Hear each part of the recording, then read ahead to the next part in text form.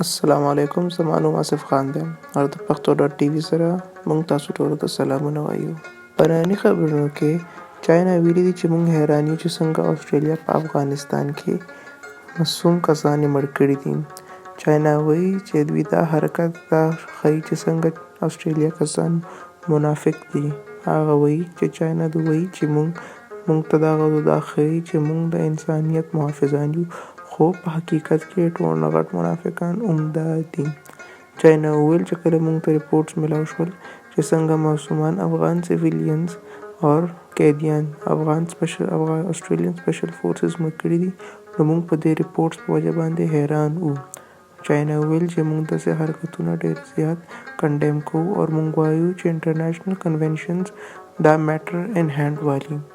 د چاینا چې کوم فارن منسټري سپوکس پرسن دی لیجیان زاو وویل په یو نیوز کانفرنس په بیجینګ کې چې موږ غواړو چې په دې معاملې کې تورو انویسټیګیشن وشي او چې کوم کسان په دې کې ملوث دي هغه ته سزا میلاو شي. اسټریلیان سولجرز ته کوم دي په هغو باندې دا الزام دی چې دوی 39 افغان سیویلینز یې بې وجه مړه کړي دي.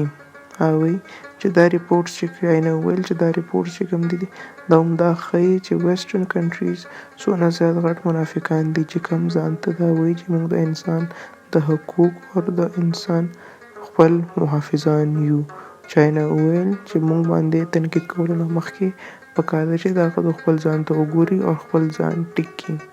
د چاینا او د اسټرالیا په منځ کې تعلقات چې کوم دي هغه ډېر زیات خراب شوي دي.